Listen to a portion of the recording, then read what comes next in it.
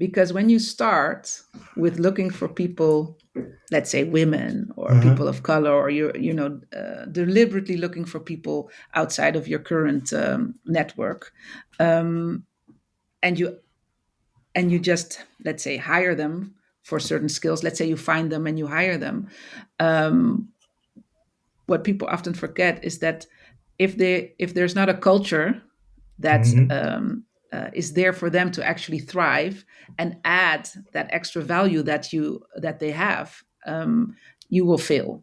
And if you fail a few times, a lot of these founders will be, it's not going to work. I can't find them. They're not staying, Yeah. and Yeah. the culture is not setting them up for success.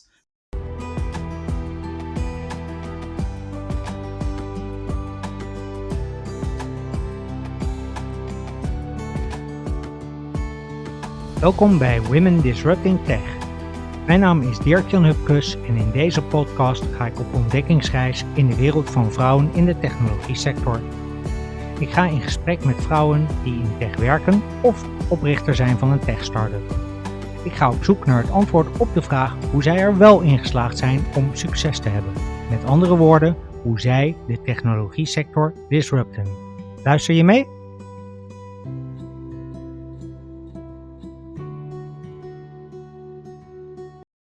Hey, welcome back. Thank you for listening to Women Disrupting Tech. This podcast is about making the case for more diversity, equity, and inclusion in tech. And so far, we've dealt mostly with why DEI in tech is important and what current issues are that DEI in tech is running into.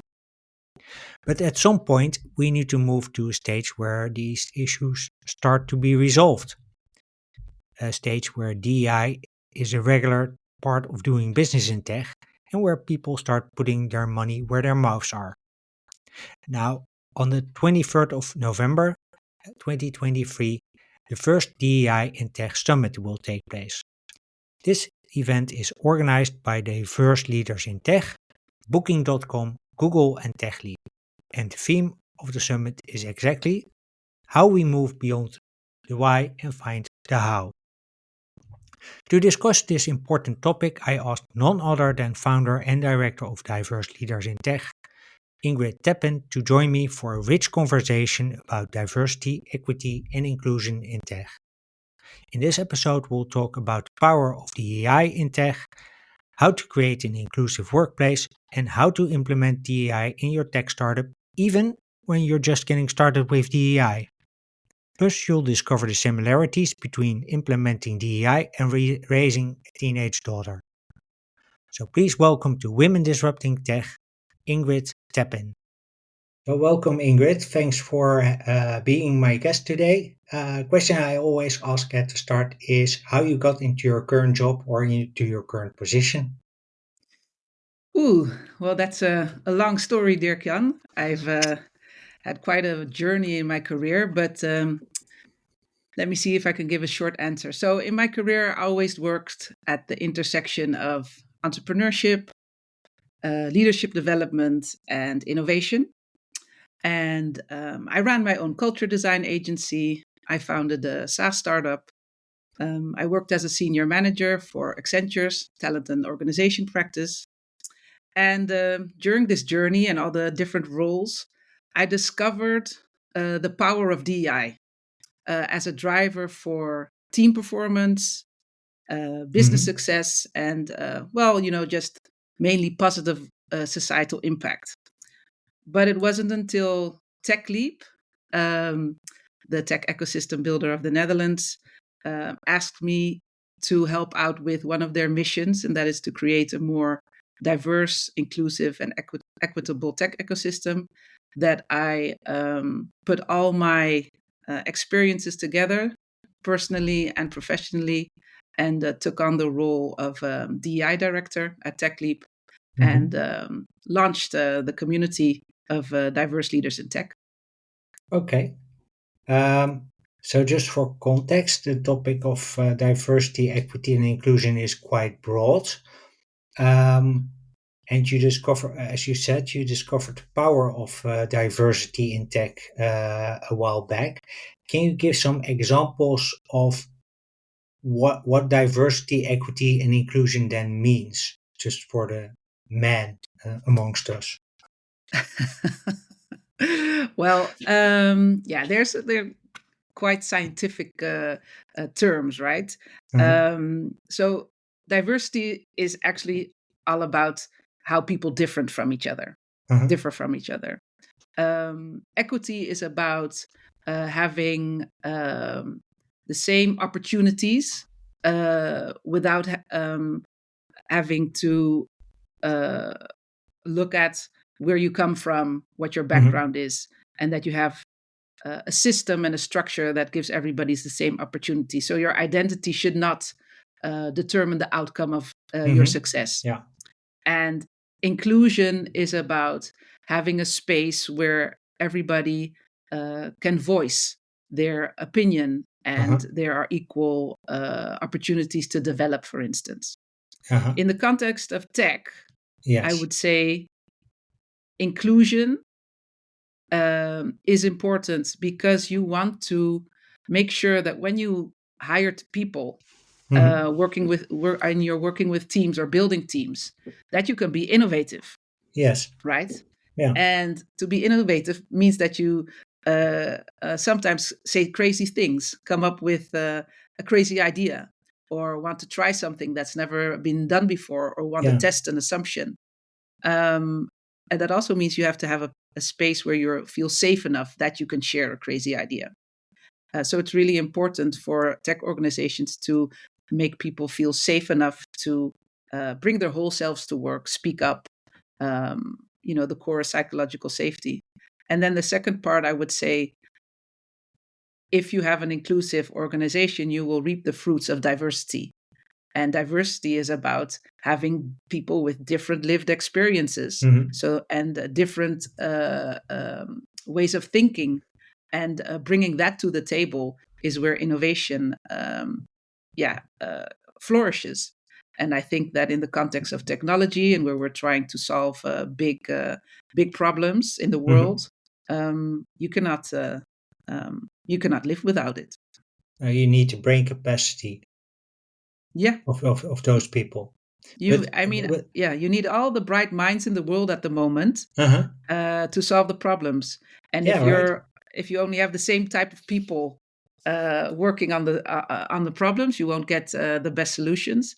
No. And even if you do have diversity, but the people who are maybe different from the norm don't feel safe enough to be themselves, you will Mhm. not reap the fruits of the diversity that you have. So basically, you need a couple of things. You don't only need, let's say, people with from diverse backgrounds, but you also need to have a climate in your company that uh, where they feel safe to voice their own opinion without fear of being punished or Or laughed at. laughed at, Exactly. So, I mean, it's unless like they when make a you, joke, of course, yeah, because I mean, it's like when you walk into a room and everybody there doesn't look like you. Mhm, You tend to protect yourself a bit. And as in mhm, Dutch, we say, de kat uit de boom kijken. yeah, And you try to adapt to the social norms. And you are looking, okay, what do people get punished for here, and what do people get recognized for here? And there's a chance that you will think, hey, but I'm used to doing this and that outside of the room, or mhm, behaving or saying things differently than people are doing in this room. And it's not until the people in the room say, hey, but we're welcome you not only to this room so that you can be here yeah, in our space, but we also want you to contribute to changing this space. yeah. And that's what inclusion is about. Okay, clear. So there's, if I understand correctly, there's different ways of looking at diversity even.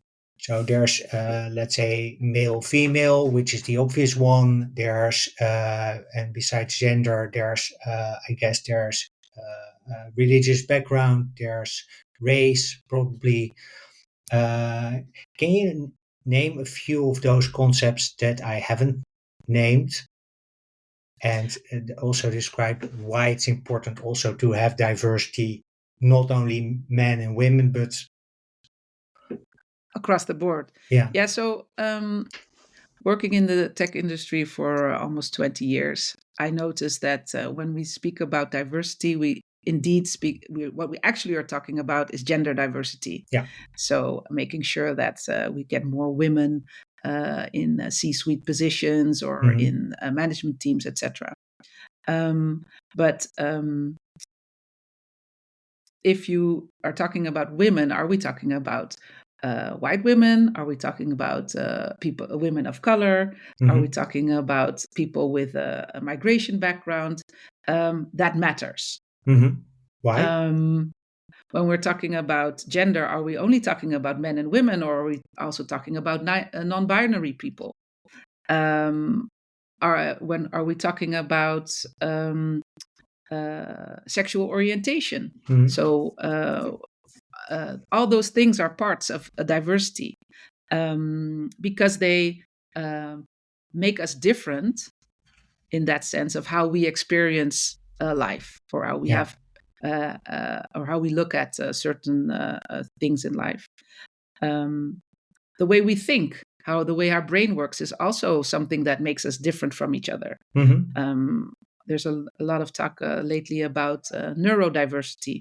Mhm. So let's say the norm is to be neurotypical, but you also have people who have an autistic brain, Mhm. or who have ADHD, or who are gifted. The Mhm. ways they think about problems, um, But how also the way they they experience discussions is different. exactly. At least that's Um, my experience with it. yes, and they also experience, well, working in an office differently than most Mhm. people. My daughter is autistic, and for her, learning in school, she Mhm. needs literally a different room with less sounds around her to actually be able to read a book, for instance. Yeah. And if you look at the workplace, these are also things that uh, companies should take into consideration. That if you want to have all these different aspects of people working for you and working together, you might want to consider that you don't only have open workspaces in your Uh, office. I was about to say for your daughter, probably an open workspace is sort of counterproductive. Yes, yes, it is. Yeah. And it's also a very uh, helpful for her to be able to express what she needs Mhm. without people thinking it's strange that she needs to wear a headphone, Mhm. needs to wear her headphones during, let's say, a test or something like that. Yeah. How do you help her do that? I mean, you're raising a child, so you have the opportunity to help her voice her opinion, to Yeah. really come up for her own interest. Yes. How, Well, she's a teenager. She's 14 years, so it's uh, quite a complex uh, situation when you are discovering who you are, who you want to be, and being part of a. Everybody wants to be part of a group, mhm. and especially when you're a teenager, you don't want to be different. You want to be the same You as want everybody else. you want to fit But in in. her, yeah, you want to fit in. But in her case, I really try to um, make her conscious of that. What makes her different and unique Mhm. are sometimes challenging for her, but they also give her special strengths. Yeah. And so, how do I help her? It's a good question. I talk a lot about how she experiences the world, so I Mhm. can understand her better. And Mhm. I hope try to give her the language that she needs to explain to other people what she needs. Um, and I try to instill a certain pride in her, that she can be Yeah. proud of who she is, and that she has the right to take in space, and she Yeah. doesn't have to make herself small to be accepted. Uh-huh. Yeah, I think that's important. Is that also something that, let's say, colleagues and managers should do? That type of behavior, like Definitely. helping women not play small, and even men with, let's say, an autistic, who are on the autism spectrum, or who have ADHD, to Yeah, really give them a safe space to allow to voice their opinion and to be yeah. themselves. I think that an important part of being in this case, an inclusive leader, Hmm. looks a lot like being a parent.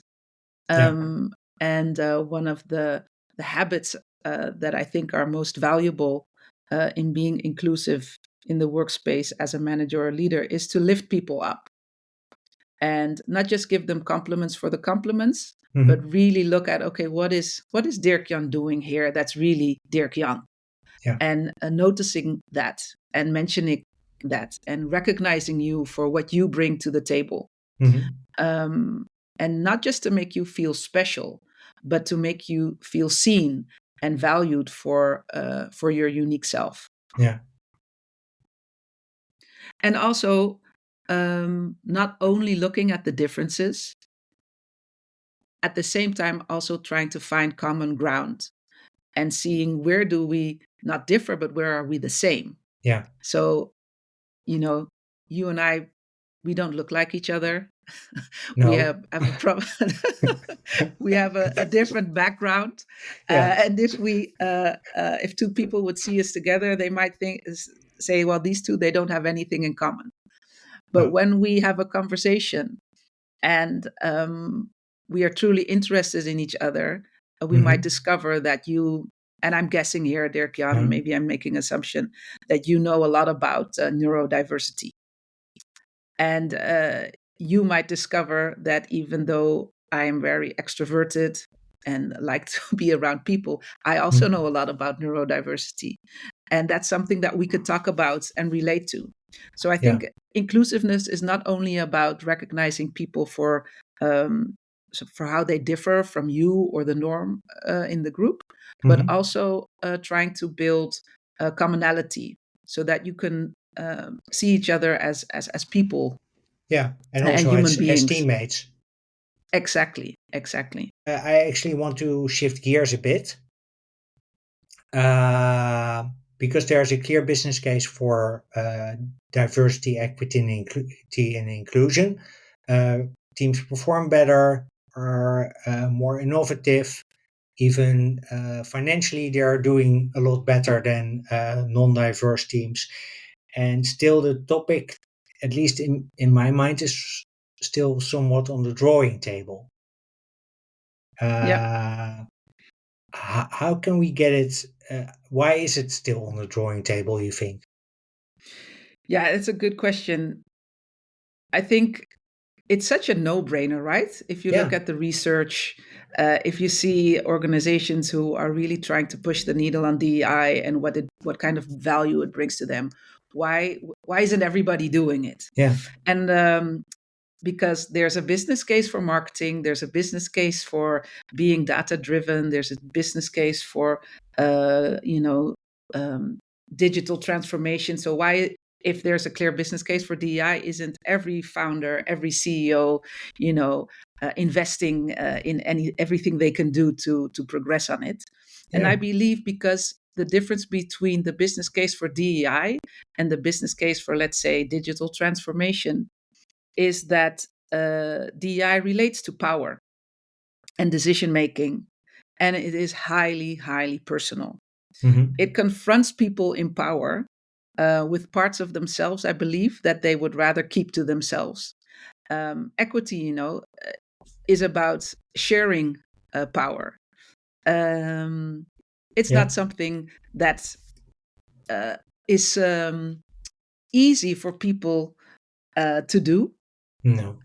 and it is also not the most obvious action to take, I think, for many people, and thinking, hey, this is going to be valuable for me, sharing power. Diversity means that you're often also confronted with your own uh, unconscious bias, or sometimes even conscious biases, Yeah.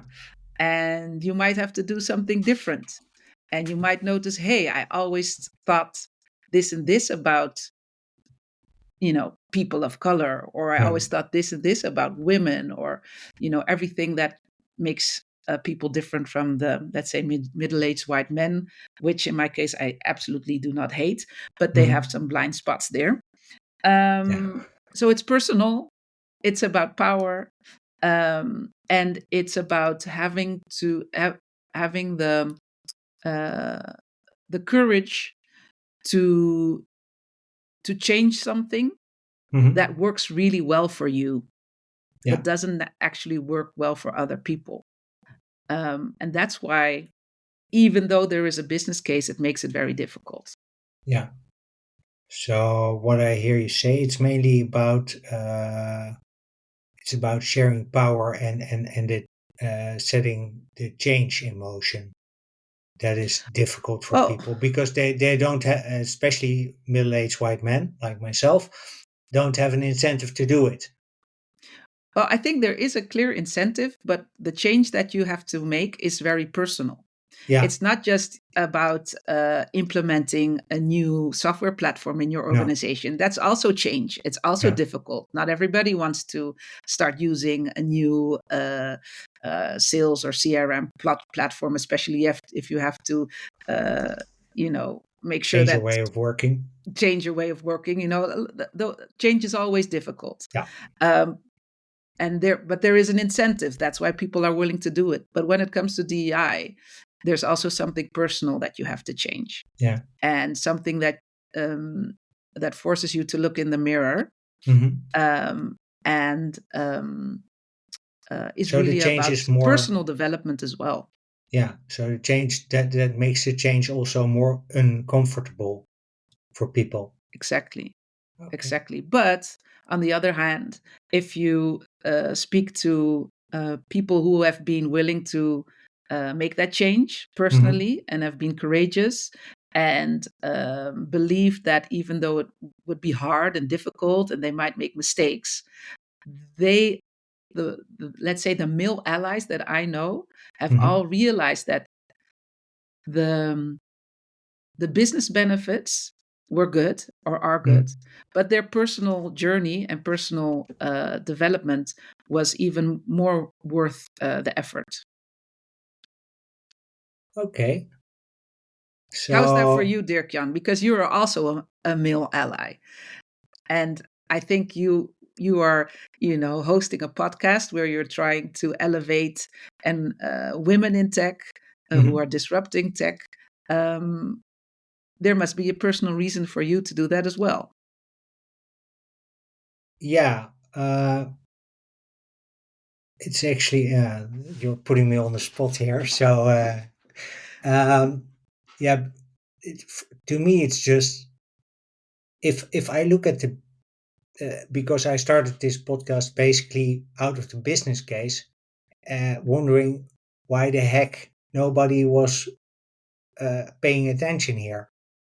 Yeah. Because I was reading those same research, that same research you mentioned, and I figured, okay, so we need to change this, and it will, yes, it will take me to change a few of my beliefs. That said, I come in that sense from a bit privileged background that I had female managers for 50% of my working life at in the financial services sector. Mm. So to me, it was sort of, well, if it's a man or a woman, if they have a different skin color, if they have a different religious background, different immigration background, people are different. it's like that. You were used to it. I was used to it. So to me, the change in terms of personal beliefs wasn't that big. I Okay. mean, I had an international job for 20 years, Yeah. where I saw people from Bulgaria solve problems in a totally different way than people in Poland and people in Greece and people in the Netherlands and people in Spain. I'm just used to Yeah. maybe that's the privilege I've had. I've seen a lot of different environments, Mm-hmm. and that to me made it like not only a no-brainer, but also like I don't understand why people are not taking this up. I In simply their do not organization. Not understand the, yeah. cognitively Yeah, and I from think a it's rational interesting point of view. that you call it a privilege, Dirk-Jan, because it Mm, is a privilege to have been able to step into many shoes, many worlds. yeah. Um, yeah, just because of my cultural background, I have had that privilege as well, Hmm. and I also think that exactly that is part of the solution of Yeah. having people experience working together Yeah. with different people, um, culturally, socioeconomically, just everything that's not normal to you or Yeah. that's not the norm to you. Let me rephrase that. Mm, And having those experience and context and networks um, enriches your life in such a way that you're not even conscious of how strange it is if people do not have that experience and that they are ah, not reaping the benefits of working with diverse teams. yeah. Yeah. So I want to shift to the topic of collaboration because in the end, I think we need to work together or to collaborate to make that change. To make, I'm not going to say to make the change easier because it will not be, but to make it smoother. Yeah, as we say in the Netherlands, many hands make an easier task. Yeah. Um, so when it comes to topics like discrimination and sexism and racism, how can collaboration help make that a thing of the past? Well, I believe that it is extremely important that every group of people that are directly or indirectly confronted with the things that you just mentioned, Mm, discrimination, for whatever reason you are being discriminated, can be your sexual orientation, racism, or sexism. If we come together, so if you bring again, we talked about the different types of diversity. We actually mm, talked about intersectionality. If you bring that together, you you can empower each other yeah. from your lived experiences, realizing that you're not the only one, but also Hmm. learning from how your peers, your leaders, your colleagues have overcome certain challenges, how they build resilience, Hmm. but also really pragmatic strategies to implement certain practice and policies Hmm. at different levels and on different topics to make sure that we make this change. Yeah. Because we've been speaking about DEI in the context of business, Hmm. and of course also that it is personal and it's about power, but it is also about experiences that people have and had Yeah. because systems are working against them, Yeah. and the norms are not just okay, you cannot have a drink with us and you're being excluded, but the norms are all, it can also be is we are treating you or harassing you in such a way that is really not okay. Yeah. And I believe that coming together as a group of well, I'd rather say exceptionals, than Mm-hmm. marginalized or underrepresented, but people who are the exception and therefore are doing exceptional things in the industry. Mm-hmm. That's why we launched Diverse Leaders in Tech as an intersectional community, Yeah. um, because that makes us the majority by coming together, helping each other, lifting each other up, and adding allies Yeah. to our movement. Mm-hmm. Um, yeah, I believe that there's a really a power in collaboration and coming together outside of the silos that we're used to being in. Okay. So the diverse leaders in tech is a form of collaboration. Um, can you give us a bit of background on what type of things you do, what kind of activities you have? Yeah, definitely. So some context. TechLeap set out as one of its missions to create more diversity, equity, and inclusion in Mm-hmm. the industry. Um, in March, we launched our newest community, Diverse Leaders in Tech, Mm-hmm. where we bring leaders together Mm-hmm. who are doing great things in the industry, building innovative product services, or working Mm-hmm. for scale ups or grown ups, as I call them. Um, they are not they're not DEI experts per se, Mm-hmm. but they have uh, one thing in common is that they believe DEI is important Yeah. for the industry and in their company, and they gather together to share their um, their lived experiences, how things are going in the organization, but also things that work well for them so that they Mm-hmm. can learn from each other. We try to facilitate working groups around topics that this community has said to think are important to change. Mm-hmm. So we have a 10-point manifesto with 10 ambitions Mm-hmm. uh, about around what we just talked about. How can we eliminate discrimination and sexism in the Mm-hmm. workplace? Can we make workplaces more friendly for neurodivergent talent? But also, how can we create more cultural diversity at the top? All kinds of stuff Uh-huh.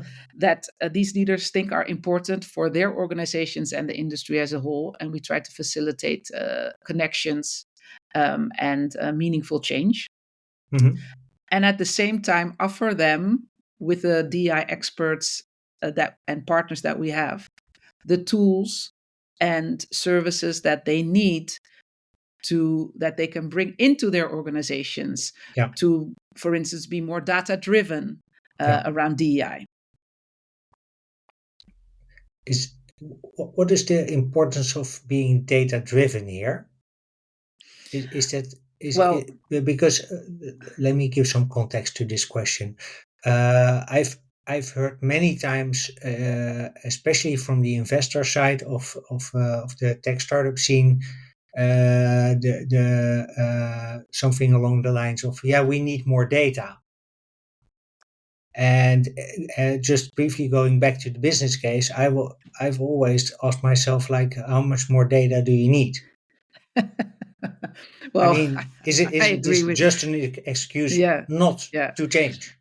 Yeah, no, so I'm talking about a different data driven. Uh, So I think the data around the business case for DEI and asking for more proof that it matters yeah, is outdated. yeah, No pun intended. I When speak about data driven DEI is uh, that I mean if something matters in a business, mm-hmm, you measure it, yeah, because only when you measure something you can manage it. yeah, So data driven DEI is not about doing research why DEI mm-hmm, is important, mm-hmm, but doing research about how can we make progress and mm-hmm, knowing exactly where your bottlenecks are within your organization, because uh-huh, there's not a one size fits all. If you yeah, are a startup with let's say 50 employees and you have made a few steps in, putting DEI on the agenda, Mhm. um, and you've hired a lot of women, and you've been really intentional about cultural diversity, but you see people walking away after a year and leaving your organization, you might want to take a closer look at your employee engagement survey, Yeah. and look, okay, what are people saying, and who are these people exactly, uh, that are happy or not happy about, the level of inclusiveness Mhm. in our organization, and that helps you to set goals, and that helps you to come up with interventions that actually work, because it might be that a lot of your cultural diversity efforts have been working, Uh-huh. but your gender diversity efforts have not been working. Yeah. Or it might be that you have a really great, diverse talent pool working for you, but looking at your leadership, you don't. Yeah. So data driven means actually looking at the numbers, also the soft data. So how do Mhm. people perceive your organization? Mhm. Looking at the composition of your organization, how they relate to certain other data points, Mhm. and defining what DEI means for your business, and then frame a strategy for it, Yeah. and making people accountable for executing on that strategy and creating tangible results. Okay. And then also you can use the data to, yeah, I don't know how to phrase this correctly, but to quote unquote enforce the accountability, to really have a discussion, about, okay, we agreed Yeah. that we would do this, but we're not there yet. How do we get there? Yeah, What exactly. happened, Yeah. and how do we solve it? Exactly. So if you have defined there is a problem that you need to solve, and you come Mm-hmm. up with a strategy, and you give some people, the responsibility to execute on that Mm-hmm. strategy, and after, let's say, 3 months, you go, how have we been making progress? And you discover, well, we've been making progress here, but not so much here. Then you Mm-hmm. can really see where is it going well, where is it going wrong, what can we improve, and what should we keep doing, Mm-hmm. instead of just having a meeting and say, hey, it's important, guys. Um, let's make sure that we that we try to Yeah. be more inclusive. Yeah. That's never going to fly if you have 100 other things that are important, and especially are not rewarded or recognized for your efforts in that assignment. Okay, so what I hear you say then is that the data also allows you to um, recognize people, to really to. Would you then also recognize or recommend having personal KPIs on it, if for a larger organization on implementing DEI Yeah, strategies? I think it would be, um, again, kind of a no-brainer if you Yeah. want your managers to be inclusive managers. Yeah. If you want it's part of their performance, it's part of Yeah. their leadership development. Hmm. And one of the ways to measure it is, for instance, okay, how does your team perceive you? And if I am your manager, I would have a Yeah. conversation. So how you've been reaching your targets regarding this project, you've been Mm. reaching your targets regarding that project. We have a certain behaviors that we expect from our managers. You've had a 360 feedback. How's that been Mm. going? I think it's really important uh, to measure, and it's not always with hard number data. It No. can also be qualitative data, but to measure how people are doing individually, Yeah. on a team base level, and as an organization. Yeah. So then it's also about just simply showing interest in other people. Um, What do you mean? Being curious about what other how other people uh, get to their Yeah, goals. exactly. I think that as organizations um, grow into, they have make a certain growth, they have to Hmm. start implementing things uh, around people and processes, um, and yeah, you always have to be interested in how your people are developing themselves. Hmm. And I think it's important um, to be interested not only how are people developing themselves in regards to their performance, Hmm. but also in regards to their leadership Yeah, well, skills, yeah, and and in well-being. regards to the well-being of the people that they are leading. Yeah. So I want to do a little thought experiment here. Okay. Let's say I'm a founder of a startup. I'm a man, middle-aged white guy, heterosexual, cis, uh, and I started the company with a bunch of friends. And I've heard the gospel of DEI, and I think like, okay, yeah, I want better performance because I need innovation to get my business forward. Where Mhm. do I get started? What's the first step you would recommend I take? Yeah. So I'm guessing that this founder's first step would be, okay, I need to find people who are different from me and my friends, Yeah. right? I would say that might be your second or third step. Your first step would be sitting around the table with your friends, Mm-hmm. with your founding friends, and having the conversation. Do we have a culture Mm-hmm. that is open and safe enough to add people who are not like us? Because when you start with looking for people, let's say women or Uh-huh. people of color, or you're deliberately looking for people outside of your current network, um, and you just, let's say, hire them for certain skills. Let's say you find them and you hire them. um, what people often forget is that if there's not a culture that Mm-hmm. is there for them to actually thrive and add that extra value that they have, um, you will fail. And if you fail a few times, a lot of these founders would be, it's not going to work. I can't find them. They're not staying, Yeah. and Yeah.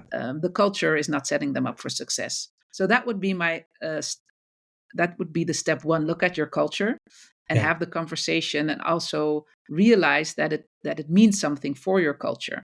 You Yeah. know, being that your whole team is willing to say, we're not going to hire for culture fit, because that means that everybody's going to have the same values as we have, and the Mm-hmm. same mindsets and behaviors. We're going to hire for culture add, and that means that our culture is going to change, and are we willing to make that change? Yeah. And then the logical second step would be, of course, to go and search and recruit for profiles that are different Mm-hmm. than your current ones from an identity and lived experience perspective. But there again, I would really recommend not to see it as some like a transactional thing. So, can I find a woman with skills X, Y, and Z, or can I Yeah. find a person of color with these skills, etc.? But start building relationships, because apparently there's a reason that you started this company with certain people, because Mm-hmm. because that's your network. Yeah. And if you want to build a company with more than one extra woman or more than one person that's different, you are going to have to build a network, and to have to build trust, Yeah. and have to understand that when people come to work for you that are different, they know that they're not just being hired for being different, but Mm-hmm. being hired for being good, and being hired for being a person, and not Mm-hmm. just somebody with a color or a Yeah. It's different not. way It that they shouldn't sit be. on the toilet. Yeah, it shouldn't be a checkbox exercise. Like we have so Exactly. many now, we have so many people of color, or so many people with a different religion or immigration background, what have you. No. And you want to build a pipeline. It's not always easy to find people of a certain level um, for a certain position. So you No. also need to be willing to say, okay, we're going to build relationships. We might hire someone that is going to add great value, but different value than that we are used to when we Hmm. hire people. Um, and we need to develop a certain kind of relationship there. Yeah. Yeah, I think the building of your own network is often really underestimated. But the first discussion that you mentioned was a bit like, also to me, like a bit like an eye opener. Do we actually want this, and are we ready for it? That is Hmm. quite the good thing. What I like about it is that the discussion is probably going to be really uncomfortable Hmm. if you do it honestly. Yeah. But that also will people will shy away because of they know they feel that it's going to be uncomfortable, I guess. Yeah. Aren't you afraid that having that discussion first? I agree that it needs to be had.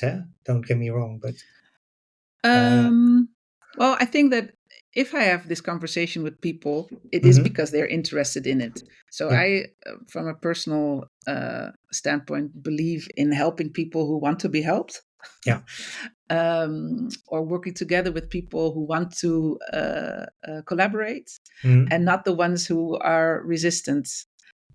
So if you look at, the front runners, mhm, um, they are already making great steps. They are interested in not being convinced anymore about mhm, why it's yeah, important, but they are really interested in what they need to do and change yeah, and develop to make this change.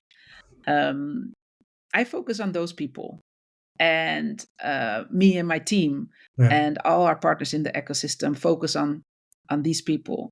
Um, and try to help them overcome the difficulties that they do have, but are mhm, really open about and willing to talk about, and who are mhm, willing to have the difficult conversations and the discussions and the difference in opinions and strategies. Um, and eventually, if you look at other countries, you see that when these front runners make success and mhm, are reaping the fruits of their hard work and showcasing best practices, worst practices, but also what it's yeah, bringing to their bottom line and to their talent attraction and all the stuff that is great about DEI. mhm, You'll see that soon there are followers who will be interested in, not immediately for the right reasons, mhm, but at a certain point when you jump into this, you figure out, ooh, this is heavy stuff, or this can be yeah, heavy stuff, but it's also interesting, and yeah, they can piggyback on the shoulders of the soon-to-be giants. yeah. Okay. On that point, are there specific companies who, let's say, have seen the light in your ecosystem? Who can, Um, let's say, people who aspire to make steps in the DI space can look to, like, okay, these are yeah. good examples? Well, I would say, and it's a big tech company, we all know it, that Booking.com is a Mm-hmm. great example of a large international tech company that discovered how important DEI is, Uh-huh. and made the important decision to treat it as a business enabler, Yeah. and invested a lot of time, resources, and also money in becoming as data driven around DEI as they can be. Yeah. And yeah, I think they're a really great example of an organization that dares to put their money where their mouth is, Mm-hmm. and also willing to share what they have learned on their journey, how it has worked for them, Hmm. and helping organizations. They're a really great partner of our community. Yeah. Yeah, I can imagine, especially if they're a front runner, but also sharing the learnings. I think that that is tremendously important because that way we can avoid that we fail on Yeah, things that we on failures, make failures that we can actually could have avoided if we just had the good practice. exactly. Yeah, so and I don't want to sound like a salesy marketing, but this might be interesting for some of your Mm. listeners. On the 23rd of November, we're hosting the very first DEI in Tech Summit, Uh-huh. and it's going to be a whole day event where we'll be, well, moving beyond the why Yeah. and showing the how.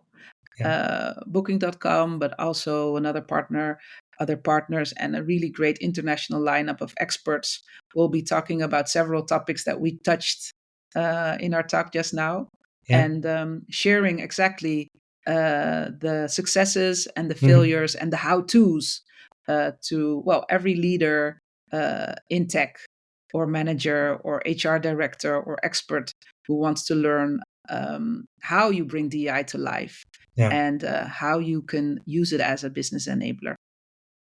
So, as a male startup founder, before I have that discussion, I first go to the DIA in Tech Summit.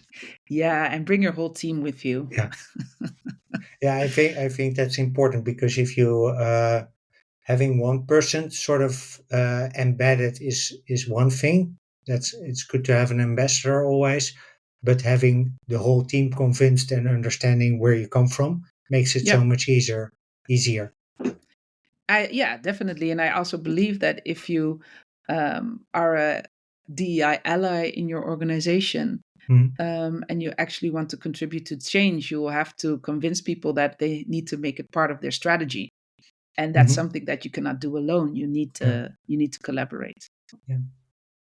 Um, One question still on allies, because TechLeap has a very powerful ally, Constantijn van Oranje. He's the brother of the king. Yeah. How does he help as an ambassador? Because he is also a middle-aged white guy from, well, doesn't come more privileged, I guess. But how does he deploy that his skills, his Yeah, so working with Constantine is a real pleasure, not just because he's an outspoken ally, but Mhm. because he's always willing to learn. Um, he is a person who asks difficult questions, but Mhm. is also someone who is eager to answer the difficult questions. Mhm. He's an ally because also because well, it sounds a bit harsh, but he calls people out. Yeah. So, for instance, he has a rule that he does not sit on panels, so all male panels, Yeah. which is great. Yeah. How you incentivize people who organize events to create more diversity in the Yeah. experts that they invite. But when he sees uh, some event with only males sitting on the panel and he's not part of that event, he will, yeah, call them out, send a message, and say, "Hey, literally, guys, what's going on here? This is not okay," Yeah. and that helps. Especially coming from him because people take Yeah. it seriously and they're like, "Hey, Constantine It's is not saying we're something you doing." easily ignore if Constantine sends No, it email. exactly. So, and he always does it in a nice way, but he's really honest about that, and I think that is also forcing people who would normally not think about it, and not necessarily because they're bad people, but it's just not in their mind, Hmm. start questioning themselves and changing and looking at more things that they might that they might be able to improve. Yeah, so I think that those are two aspects that I really like about every ally, Hmm. um, is being willing to learn, to Yeah. change your own behavior, have difficult conversations, um, and also address when things happen where you are, seeing what's happened. If something is not okay Yeah. or not inclusive, that you speak up. And of course, he's of course, someone at TechLeap that is actually working on the forefront on everything that he does or that we do to make sure that that it is inclusive and equitable, just in his day-to-day work. Yeah, Yeah, well, that's great. Ingrid, I have an arrangement with Jacqueline van der Ende yeah, to make this podcast irrelevant in, well, uh, 9 years from now, I should say, because it's about a year ago that I made this arrangement. And irrelevant in this case means that diversity, equity, and inclusion are, yeah, they don't need extra attention anymore because they're just considered a normal part of business, like yeah, in how booking does it. Let's put it yeah. that way. Okay. Uh, what would your expert of advice be to achieve this? So DEI is the new normal Yeah. in the business of tech. Yeah. Um, well, I think that a solution to that or contribution to that doesn't only lay in the hands of the tech industry, Hmm. but outside. And I would specifically say our educational system. And I can see you looking, huh? The educational Hmm. system, the way that young people are educated, how girls and boys and all genders are um, kind of unconsciously guided into certain industries, but Hmm. also the the topics that they are praised for and Yeah. the topics that are neglected is making that a lot of um, people do not even consider working in technology. Uh-huh. And our educational system and the way that you can progress in education and how networks are not connected also is excluding people, not deliberately, but from a Hmm. young age to work in this industry. So I think that there's a responsibility there of Okay. for everybody who's working in education, and because if we change that, I do believe DEI in our industry would be the new normal, because Okay. more different kinds of people would be using their talents Hmm. to work on innovation. And the second industry I think that needs to take responsibility is the media. Hmm. You know, you can't be what you can't see, Yeah. and looking at how the media showcases people, celebrates people, is really stereotype. You know, Yeah. we see everything about Elon Musk and Jeff Bezos. Um, we A lot of articles or shows where women do get the chance to um, talk about their accomplishments. They always have to talk about the fact that they are a woman or a person of color, Yeah. etc.